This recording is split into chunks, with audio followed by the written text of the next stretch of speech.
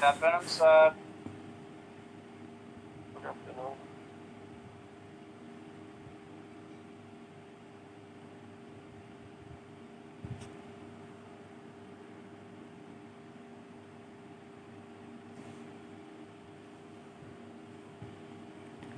Ram sir.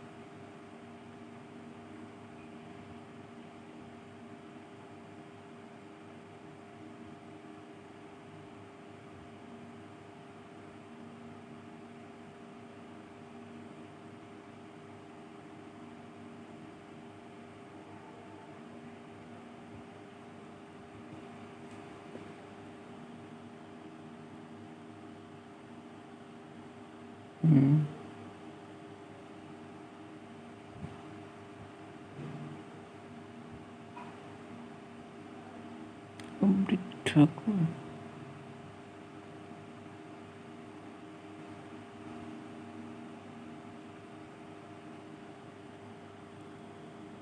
Sir, What to do?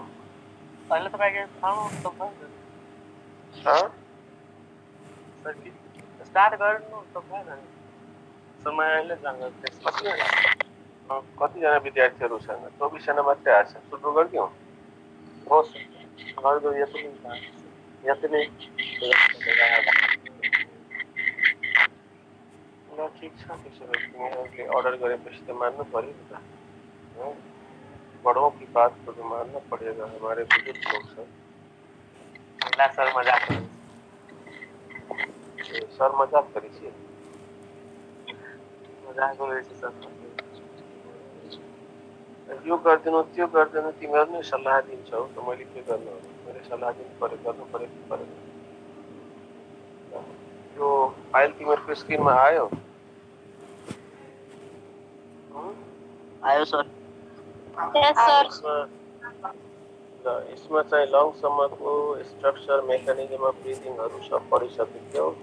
आज हामीले पढ्ने हो फिजियोलोजी अफ रेस्पिरेसन. हैन, फिजियोलोजी अफ रेस्पिरेसनमा ग्यासेस एक्सचेन्ज कसरी हुन्छ?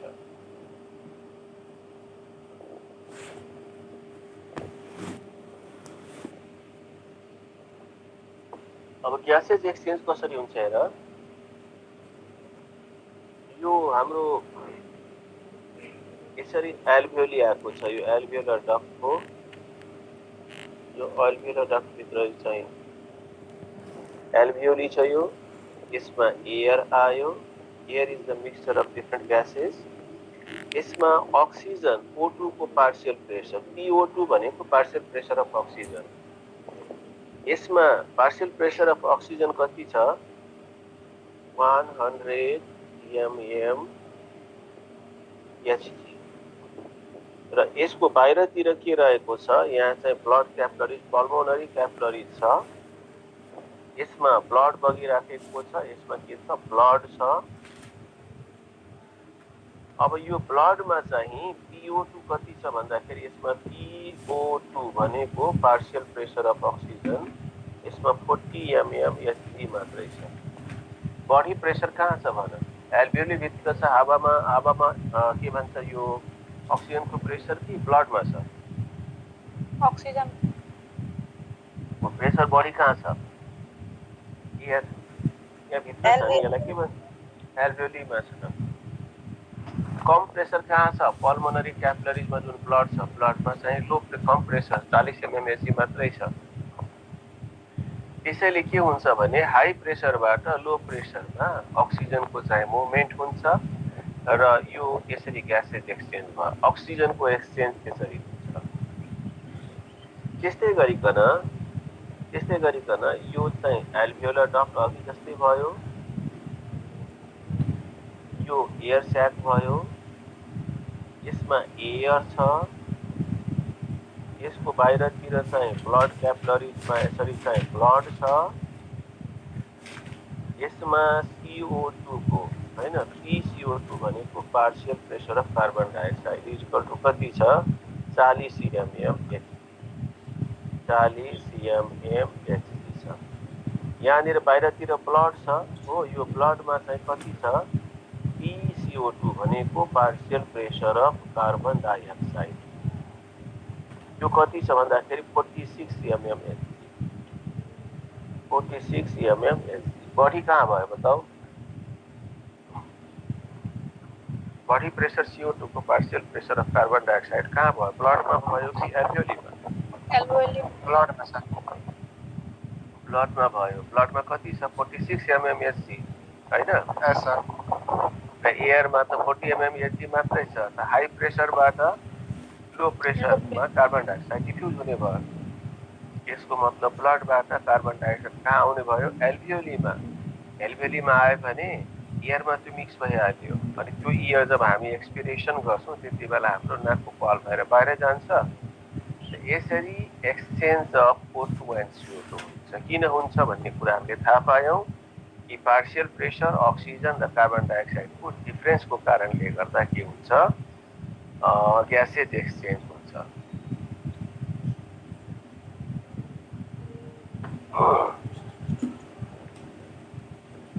अनि यो चाहिँ हाम्रो भयो ग्यासेज एक्सचेन्ज। त्यसपछि अब यहाँनिर हेर ट्रान्सपोर्टेसन अफ O2 हैन, ट्रान्सपोर्ट अक्सिजन। अब चाहिँ अक्सिजन त ठीक छ हामीले थाहा पायौं कि एल्भियोलीको हावाबाट अक्सिजन चाहिँ कहाँ गयो ब्लडमा गयो। अब त्यहाँनिर के भएर केमिकल रियाक्सन भयो ब्लडमा, यहाँ Hb देखिरहेछौ, Hb यो स्क्रिनमा हेर Hb देखिरहेछौ।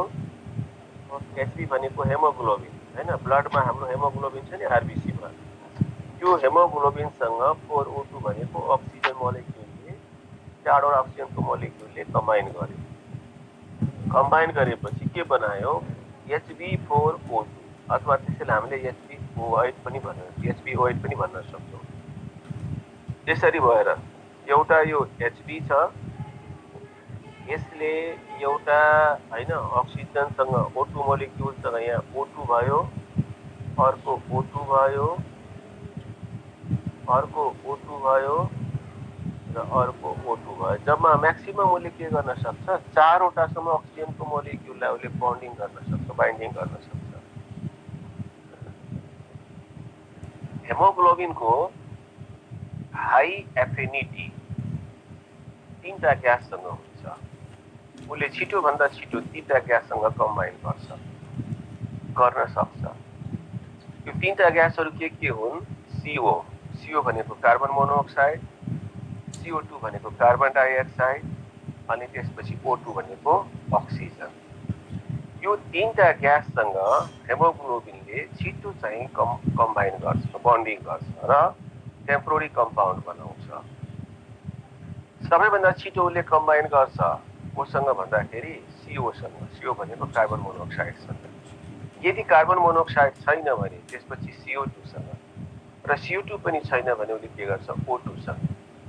अक्सिजन एउटा हेमोग्लोबिनको मोलेक्युलले एक पटकमा चारवटासम्म अक्सिजनलाई मात्रै उसले के गर्छ क्यारी गर्छ। त्यो पनि चारवटा कुन अवस्थामा गर्ला, जब हाम्रो जुन हावा हाम्रो लङ्स भित्र श्वास लिँदाखेरि गइरहेछ त्यो हावामा पार्शियल प्रेसर अफ अक्सिजन यदि स्याचुरेटेड छ 100%, PCO2 100% छ, जस्तै अघि मैले फिगरमा PCO2 100% लेखेको थिएँ, त्यस्तै 100% छ पार्शियल प्रेसर अफ अक्सिजन भने अनि मात्रै के हुन्छ चारवटासँग कम्बाइन गर्न सक्छ।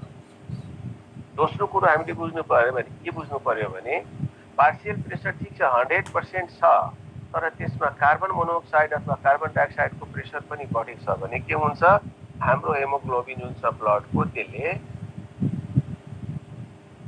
त्यसले अक्सिजनसँग कम्बाइन गर्न छोडेर कार्बन डाइअक्साइड अथवा कार्बन मोनोअक्साइडसँग कम्बाइन गर्छ।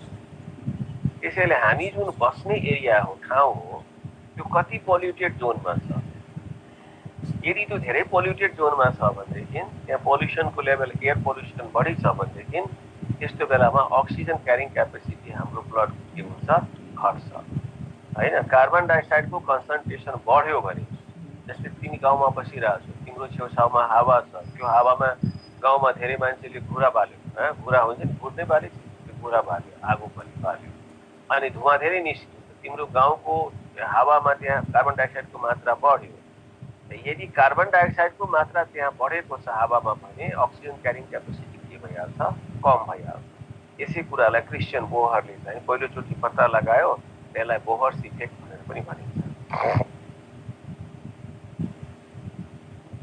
हामीले यो ट्रान्सपोर्टेसन अफ अक्सिजन कसरी हुन्छ भन्ने कुरा हामीले थाहा पायौँ अब सर अ, एकजना वेटिङमा छ ज्वाइन गराइदिनु होला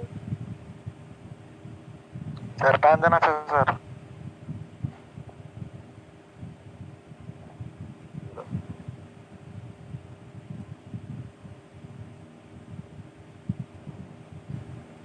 अब के हुन्छ भने अर्को कुरा हामीले सिक्नु पर्यो अब ठिक छ अक्सिजन हाम्रो चाहिँ अक्सिजन ट्रान्सपोर्टेसन हुन्छ टेम्पोररी कम्पाउन्डको रूपमा हेमोग्लोबिनसँग कम्बाइन गरेर त्यसलाई हामी भन्छौँ अक्सी हेमोग्लोबिन हैन अब यो अक्सी हेमोग्लोबिन लास्टली कहाँ पुग्छ हाम्रो बडीको हाम्रो सेलमा पुग्छ हाम्रो बडीको चाहिँ यो के हुन्छ सेल जस्तै यो सेल छ हैन यहाँनिर ब्लड बगिराखेको छ यहाँनिर ब्लड छ यो चाहिँ ब्लड छ यो ब्लड छ है ब्लड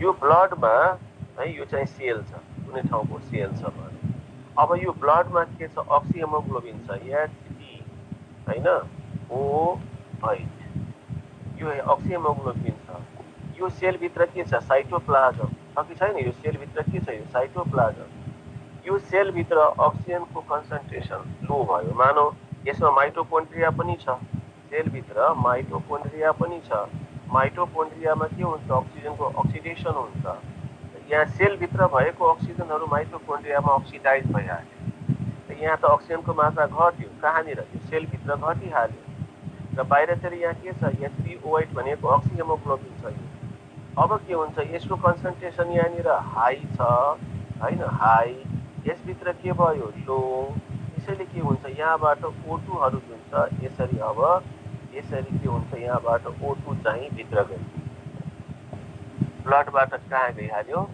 सेलहरूको साइटोप्लाज्ममा को गयो अक्सिजन गयो र यो अक्सिजनले अब के गर्छ भने हैन यो अक्सिजनले के गर्छ अब ग्लुकोजको अक्सिडेसन गर्छ ग्लुकोजको फर्मुला के हुन्छ C6 हैन H12O6 योसँग कम्बाइन गर्छ कसले 4O2 ले है अनि योसँग कम्बाइन गर्यो भने यहाँबाट के बन्छ बाइसबाट के बन्छ 6CO2 plus 6 water molecule plus ATP कतिवटा बन्छ 38 वटा बन्छ सेलभित्र गएपछि सेलभित्र गएर त्यो अक्सिजनले के काम गर्यो त यसले ग्लुकोज C6H12O6 भने के हो ग्लुकोज हो ग्लुकोजको अक्सिडेसन गर्यो ग्लुकोजको अक्सिडेसन भएको कारणले गर्दा इनर्जी रिलिज भयो हैन एटीपी पनि रिलिज भयो एटीपी त हामीलाई काम लागिहाल्छ 38 वटा एटीपी एकचोटि एउटा ग्रुप मोलिक्युल ग्लुकोजको अक्सिडाइज भयो भने हुन्छ तर त्योसँग जुन कार्बन डाइअक्साइड निस्क्यो त्यो त बाइ प्रोडक्ट हो खराब वस्तु हो हैन कार्बन डाइअक्साइड कहाँबाट निस्क्यो ग्लुकोजको अक्सिडेसनबाट ग्लुकोजको अक्सिडेसन गर्दा के निस्क्यो कार्बन डाइअक्साइड त्यही कार्बन डाइअक्साइड के भयो हाम्रो सेलमा निस्क्यो अब सेलमा भएको कार्बन डाइअक्साइड यसरी होला मेट्दियो है म एउटा यो सेल छ यसभित्र के छ CO2 छ अघिको रियाक्सनबाट निस्क्यो यसको बाहिरतिर के निस्किरहेछ यसको बाहिरतिर यतातिर ब्लड छ यो ब्लड छ यसमा के छ यो ब्लड छ यो ब्लड छ ब्लड छ। अब यो जुन ब्लड छ यसमा कार्बन डाइअक्साइडको मात्रा कम छ, सेलभित्र कार्बन डाइअक्साइडको मात्रा बढी छ। यसको कन्सन्ट्रेसन यहाँ के छ, CO2 कन्सन्ट्रेसन हाई, यहाँ ब्लडमा के छ, लो कन्सन्ट्रेसन के को, कार्बन डाइअक्साइडको। त्यसैले के हुन्छ, यहाँबाट यो बाहिरतिर एरोले देखाए जस्तै किसिमले के हुन्छ, कार्बन डाइअक्साइड ब्लडमा आउँछ। ब्लडमा आएपछि अब ब्लडले यो कार्बन डाइअक्साइडलाई लङ्ससम्म पुर्याउने काम गर्छ। अब ट्रान्सपोर्टेसन कसरी हुन्छ, सेलबाट बाहिर निस्केको कार्बन डाइअक्साइडले ब्लडमा आएपछि त्यो ब्लडले के कुन तरिकाले यसलाई लङ्ससम्म पुर्याउँछ त्यो हामी अब पढ्छौँ। यो कुरो त बुझ्यो, तिमीहरूले बुझ्यो कि बुझेनौ? अब चाहिँ हेर, यो मैले अघि बनाएको त्यो कुराहरू छ, यहाँ अक्सिजनसँग चाहिँ रिलिज भयो, अक्सिडेसन अफ फुड रियाक्सनवाला मैले बनाएको थिएँ, केमिकल रियाक्सन ग्लुकोजसँग, त्यो हो यो ट्रान्सपोर्टेसन अफ कार्बन डाइअक्साइड। अब हामीले पढ्नुपर्ने पार्ट के आयो, ट्रान्सपोर्टेसन अफ कार्बन डाइअक्साइड। हेर, कार्बन डाइअक्साइड ग्यासको ट्रान्सपोर्टेसन मतलब ढुवानी, सेलबाट निस्केको, सेलभित्र निक्लेको कार्बन डाइअक्साइड जब ब्लडमा आयो डिफ्युजन भएर, त हाम्रो बडीको कुनै पनि ठाउँको सेलमा यस्तो आउँछ। अनि यो आएको कार्बन डाइअक्साइड जुन छ ब्लडमा, त्यो चाहिँ हाम्रो लङ्सको एल्भियोलीमा जुन एयर छ त्यो एयरसम्म पुग्नको लागि हैन, त्यहाँसम्म पुर्याउनको लागि ब्लडमा 3वटा अवस्थामा कार्बन डाइअक्साइडको ट्रान्सपोर्टेसन हुन्छ। 3टा अवस्था। पहिलो अवस्था के हो, त्यसलाई हामी के भन्छौँ, कार्बोनिक एसिड। त्यो कार्बोनिक एसिड। हेर, कार्बन डाइअक्साइड जब चाहिँ सेलबाट ब्लडमा आयो अनि हामीलाई थाहा छ ब्लडमा प्लाज्मा छ कि छैन, ब्लडमा प्लाज्मा छ कि छैन, प्लाज्मामा सबैभन्दा बढी के को कम्पोजिसन हुन्छ, पानी हुन्छ, वाटर हुन्छ कि हुँदैन? 90 to 92%, 90 देखि 92% त त्यहाँ पानी नै छ कि छैन? 8%, 7-8% मात्रै त्यहाँ अर्ग्यानिक सलिड चल्छन्, त्यसलाई चाहिँ सलिड छ। त यो जुन 90 देखि 92% जुन पानी छ, त्यो पानीसँग के गर्छ भने, जस्तै यो CO2 भएर यो CO2 भयो हैन, यसले कम्बाइन गर्यो प्लाज्मा, ब्लड प्लाज्मामा भएको वाटरसँग, यो वाटरसँग कम्बाइन गर्यो भने यसबाट के बन्छ, H2CO3,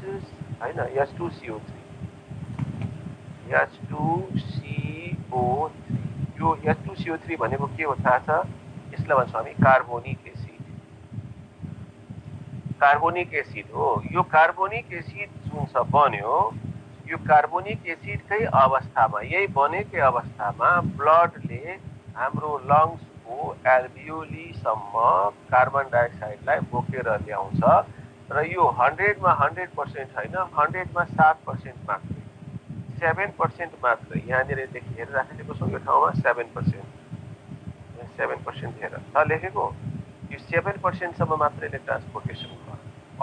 कार्बन डाइअक्साइडको 7% जति चाहिँ टोटल जति कार्बन डाइअक्साइड आएको छ त्यसको 7% चाहिँ कार्बोनिक एसिडको अवस्थामा ट्रान्सपोर्टेसन भयो। अब त्यसपछि दोस्रो अवस्था के छ यहाँनिर, in the form of bicarbonates.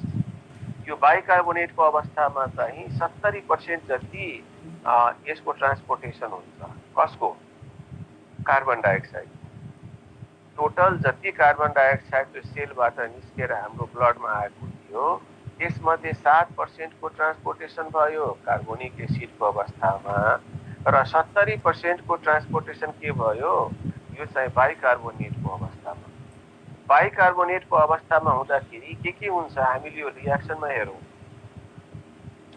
हामीले यो रियाक्सनलाई हेरौँ, यहाँनिर लेखेको रियाक्सनलाई हेर। यो रियाक्सनमा पहिले के भयो, कार्बन डाइअक्साइडले कम्बाइन गर्यो वाटरसँग अनि के बनायो, कार्बोनिक एसिड। अघिको रियाक्सन हो। Carbonic acid is very week type of acid, एकदम कमजोर हुन्छ, यो अनस्टेबल हुन्छ, स्टेबल कार्बोनिक एसिडमै रहँदैन। त्यसैले के भइहाल्छ, भेरी सुन यो कार्बोनिक एसिड बनेपछि यो H+ H प्लस र CO3 मा यो चाहिँ डिभाइड हुन्छ, CO3 माइनस हुन्छ यहाँ है, CO3 माइनस H प्लस र CO3 माइनसमा चाहिँ यो टुटिहाल्छ, विखण्डन हुन्छ यसको हो। त यसरी चाहिँ यो अनस्टेबल विक एसिड छ, त्यसै कारण स्टेबल धेरै बेरसम्म रहन सक्दैन अनि स्टेबल नभएकोले very soon it dissociates into the hydrogen ion and carbonate ion. अब यो जुन H प्लस र CO3 माइनस जुन भयो यसमा के हुन्छ भने यो हेर हामीलाई थाहा छ हाम्रो प्लाज्मामा के छ, प्लाज्मामा त हाम्रो त्यहाँ सोडियम पोटासियम यिनीहरू पनि छन् कि छैनन्। इनअर्गेनिक साल्ट्सहरुमा प्लाज्मामा 90 देखि 92% ब्लडको प्लाज्मामा 90 देखि 92% त पानी भयो, तर बाँकी जुन छ त्यसमा चाहिँ हाम्रो अरु कम्पाउन्ड छ नि, अर्गेनिक कम्पाउन्ड इनअर्गेनिक कम्पाउन्ड छ नि, त्यसमा albumin protein globulin protein fibrinogen प्रोटिनहरु पनि छन्। त्यसै गरिकन त्यहाँ सोडियम छ पोटासियम छ हैन, त्यसै गरिकन त्यहाँ चाहिँ क्लोराइड छ अनि त्यसै गरिकन त्यहाँनिर चाहिँ बाइकार्बोनेट छ, यिनीहरु छन् त्यहाँनिर। के हुन्छ भने प्लाज्मामा जुन यो कार्बोनिक एसिड डिसोसिएट भएर यो बनायो H प्लस र CO3 माइनस, यो चाहिँ CO3 माइनस सँग यहाँ के गर्दियो भने सोडियम आयन हाम्रो प्लाज्मामा रहेको सोडियमले कम्बाइन गर्यो अनि कम्बाइन गर्दाखेरि यहाँनिर के भन्छ HCO3 सँग कम्बाइन गर्यो भने सोडियम बाइकार्बोनेट बनायो हो। त्यस्तै बाइकार्बोनेटले हाम्रो पोटासियम आयन प्लाज्माको पोटासियम आयनसँग पनि यसले कम्बाइन गर्न सक्छ र कम्बाइन गर्यो भनेदेखि यो पोटासियम बाइकार्बोनेट बनाउँछ। त हामीले के बुझ्नु पर्यो सिक्नु पर्यो भने 70% कार्बन डाइअक्साइडको ट्रान्सपोर्टेसन ब्लडले गर्दाखेरि यो सोडियम बाइकार्बोनेट अथवा पोटासियम बाइकार्बोनेटको अवस्थामा गर्छ। जब यो सोडियम बाइकार्बोनेट र पोटासियम बाइकार्बोनेट हाम्रो चाहिँ एल्भियोलीको यस्तो खालको यो एल्भियोली छ नि, यो एल्भियोलीको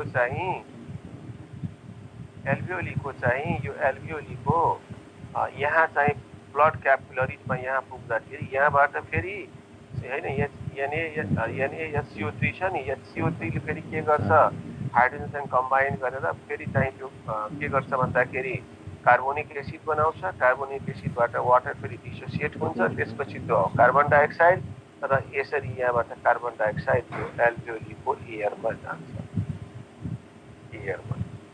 त सबभन्दा बढी 70% चाहिँ कार्बन डाइअक्साइडको ट्रान्सपोर्टेसन के हुन्छ, यो चाहिँ सोडियम बाइकार्बोनेट अथवा पोटासियम बाइकार्बोनेटको अवस्थामा हुन्छ।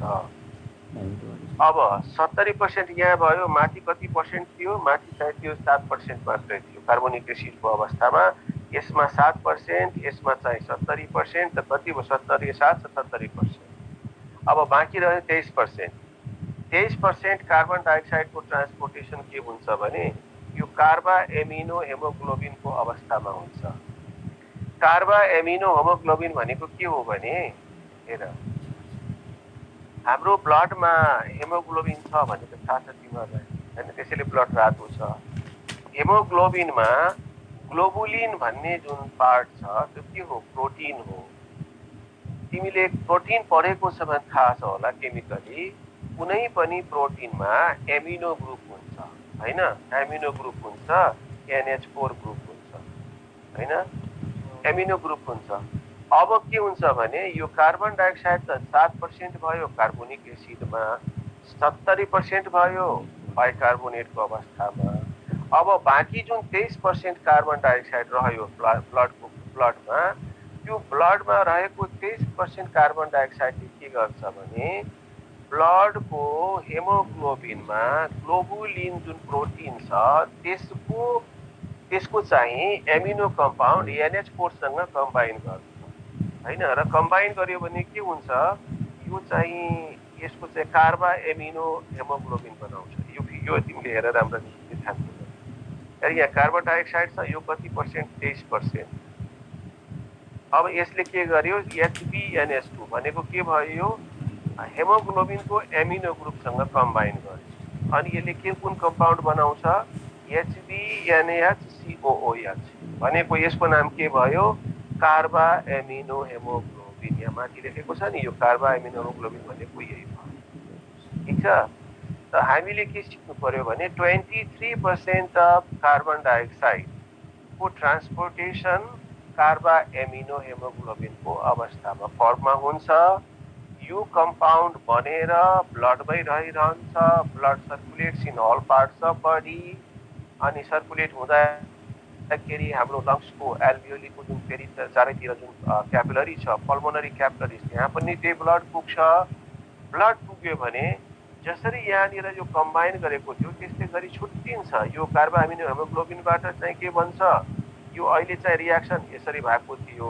लङ्स हाम्रो एल्भियोलीमा गयो भने यसरी रियाक्सन हुन्छ उसका यो चाहिँ यसबाट HbNH2 छुट्टिन्छ र कार्बन डाइअक्साइड छुट्टिन्छ कार्बन डाइअक्साइड जुन चाहिँ एल्भियोलीको एयरभित्र गइहाल्छ किनभने यसको यहाँ कन्सन्ट्रेसन 40% 46% छ अनि हाम्रो चाहिँ एल्भियोलीमा जुन छ यसको CO2 को PCO2 कति हुन्छ भन्दाखेरि 40% मात्रै हुन्छ त्यसैले यो हाईबाट लो कन्सन्ट्रेसनमा मुभ गर्छ त यसरी कार्बन डाइअक्साइडको ट्रान्सपोर्टेसन टोटली हुने तीनटा अवस्थामा पहिलो अवस्थालाई हामीले भन्यो कार्बोनिक एसिडको अवस्था दोस्रो अवस्थालाई हामीले के भन्यो सोडियम बाइकार्बोनेटको अवस्थामा सोडियम बाइकार्बोनेट र पोटासियम बाइकार्बोनेटको अवस्थामा यसमा 70% भयो र बाँकी जुन 23% भयो त्यो कार्बा एमिनो हेमोग्लोबिनको अवस्थामा ट्रान्सपोर्टेसन भयो त यो हामीले त पढ्यौँ ट्रान्सपोर्टेसन अफ के त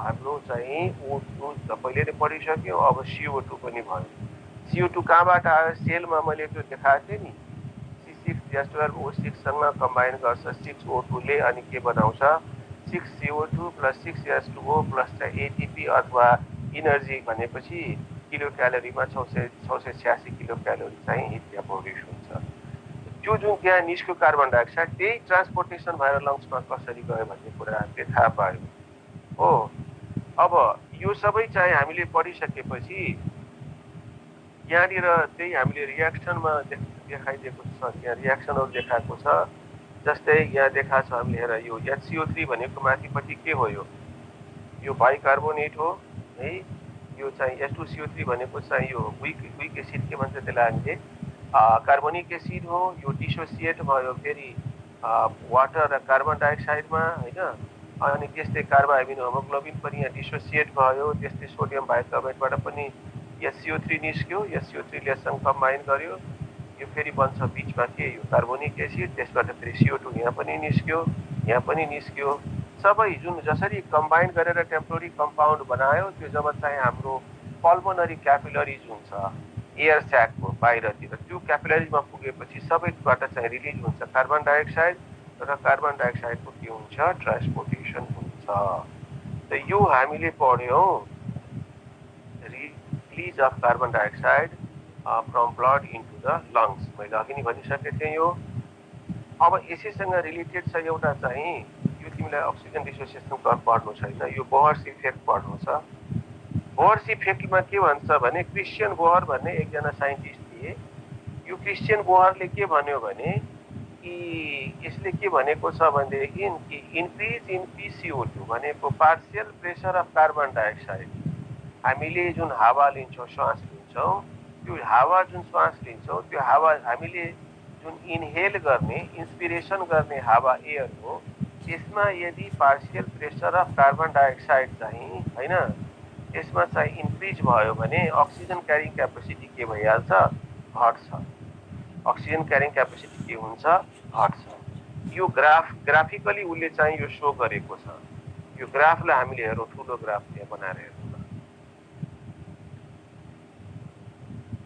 हेर दुईटा एक्सिसमा यहाँ हामीले शो गरेको छौँ एकतिर के छ यहाँनिर PO2 भनेको पार्शियल प्रेसर अफ अक्सिजन यसको मेजरमेन्ट गर्ने युनिट mmHg भयो अर्कोतिर स्याचुरेसन अक्सिजनको स्याचुरेसन कति हुन्छ हेर हामी के हेर्दैछौँ तीनटा लाइन आएको छ हेर एउटा लाइनमा यहाँ के देखिरहेछ हेर PCO2 कति छ भनेको PCO2 भनेको partial pressure of carbon dioxide कति छ 20% अनि 20% हुँदाखेरि हैन अक्सिजनको स्याचुरेसन पर्सेन्ट कति हुन्छ अरे यहाँ यो 80 छ र यो 100 छ र यो लाइन यहाँ माथितिर आएको छ भनेपछि लगभग चाहिँ यो चाहिँ लगभग चाहिँ 90% भन्दा बढी 95% जतिको हुन्छ क्यारिङ क्यापेसिटी। हामीले जुन हावाभित्र सासबाट लिइरहेछौँ त्यो भित्र जाने हावामा partial pressure of carbon dioxide यदि 20% मात्रै छ, 20% छ भने हाम्रो अक्सिजन क्यारिङ क्यापेसिटी कति हुन्छ? लगभग 95 देखि 98% सम्म। अर्को छ यहाँनिर, यदि हामीले जुन हावा लिइरहेछौँ त्यसमा partial pressure of carbon dioxide 20% को बदलामा 40% छ भने अक्सिजन क्यारिङ क्यापेसिटी बीचको लाइन जुन छ घट्छ। र यदि हामीले अझ पार्शियल प्रेसर अफ जुन छ कार्बन डाइअक्साइड हामीले भित्र हावा जुन सास लिइरहेको छ त्यसको बढ्यो, अझ बढ्यो, 80% भयो भनेदेखि अक्सिजन क्यारिङ क्यापेसिटी झन् घट्यो, झटेर 80 तिर आइहाल्छ, 80 तिर लगभग आउँछ। भनेपछि हामीले के बुझ्नु पर्यो कि जुन हावा हामीले श्वास लिन्छौँ त्यो हावामा अक्सिजन पुरै स्याचुरेटेड छ, 100% छ, अक्सिजन 100% त्यहाँ छ, स्याचुरेटेड छ। तर त्यसमा यदि कार्बन डाइअक्साइडको कन्सन्ट्रेसन बढ्यो र घट्यो भने त्यसले हाम्रो अक्सिजन क्यारिङ क्यापेसिटीलाई के गर्छ? प्रभाव पार्छ। यसलाई ग्राफिकली सबैभन्दा पहिले प्रेजेन्ट गर्यो क्रिस्चियन बोहरले र यसैलाई भन्छौँ हामी बोहर्स इफेक्ट, हैन? बोहर्स इफेक्ट भनेको के हो भन्दाखेरि कि इनहेलिङ एयरमा कार्बन डाइअक्साइड PCO2 को पार्शियल प्रेसर कार्बन डाइअक्साइड बढ्यो भने अक्सिजन क्यारिङ क्यापेसिटी घट्छ र PCO2 partial pressure of oxygen जुन छ त्यो कम भयो भने, घट्यो भनेदेखि अक्सिजनको क्यारिङ क्यापेसिटी के हुन्छ? बढ्छ। 80 बाट घटेर 20 मा आयो भने क्यारिङ क्यापेसिटी अक्सिजन बढ्यो र 20 बाट 40 हुँदै 80 मा पार्शियल प्रेसर यसको बढ्यो भनेदेखि क्यारिङ क्यापेसिटी घट्छ। र यसै कुरालाई सबभन्दा पहिले क्रिस्चियन बोहर भन्ने साइन्टिस्टले चाहिँ पत्ता लगाएकोले यसलाई हामी के भन्छौँ? बोहर्स इफेक्ट भन्छौँ। अब लास्टमा हाम्रो चाहिँ यहाँनिर ह्याम्बर्गर्स फेनोमेना।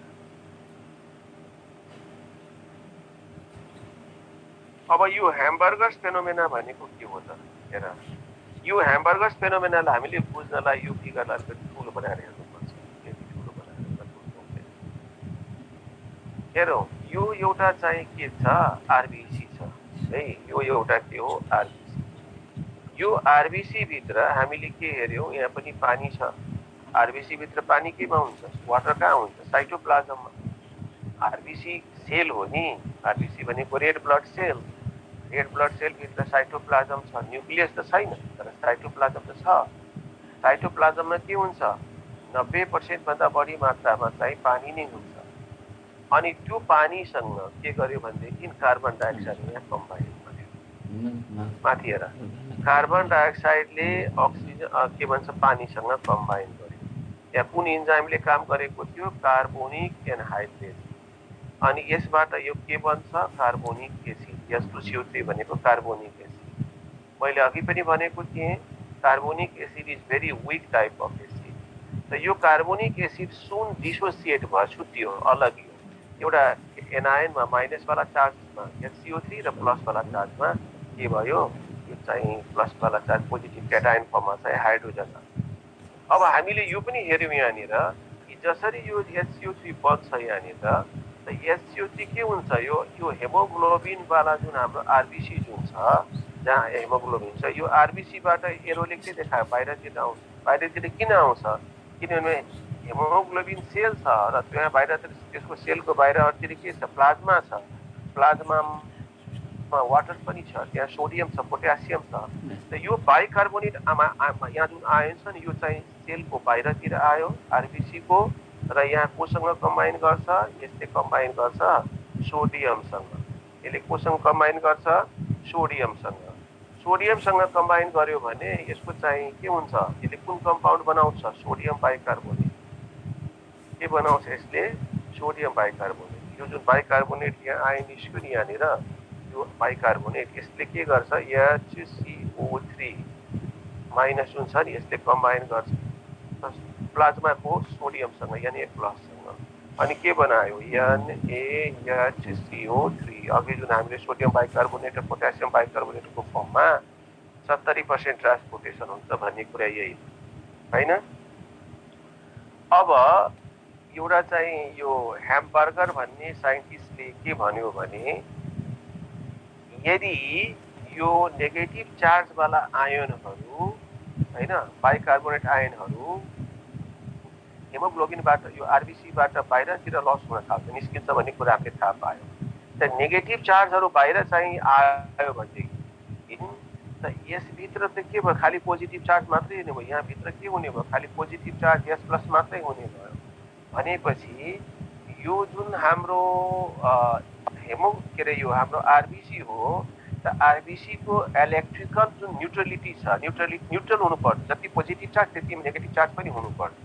त्यस्तो त भएन नेगेटिभ चार्जहरू त बाहिरतिर आयो भनेपछि त्यसको न्यूट्रलिटी त मेन्टेन भएन। अब न्यूट्रलिटी मेन्टेन भएन भने यो कसरी काम गर्छ यो प्रश्न आएको थियो।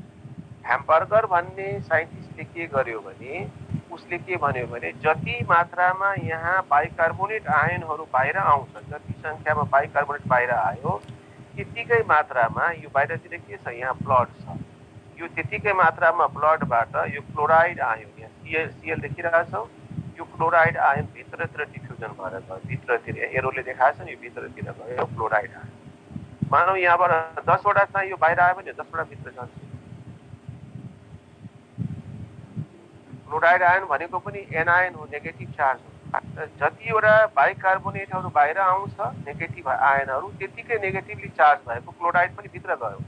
भित्र गयो भने के हुन्छ एच प्लस सीएल माइनससँग कम्बाइन गर्छ अनि यहाँ के भयो त्यसको जतिवटा पोजिटिभ चार्ज यहाँ भित्र जति पोजिटिभ चार्ज छ त्यतिकै नेगेटिभ चार्ज पनि भयो अनि यसको इलेक्ट्रिकल न्यूट्रलिटी जुन छ यसको भइरहन्छ। त्यसै कारण पनि हाम्रो बडीमा इलेक्ट्रिकल न्यूट्रलिटी अफ जुन आरबीसी चाहिँ लस हुँदैन।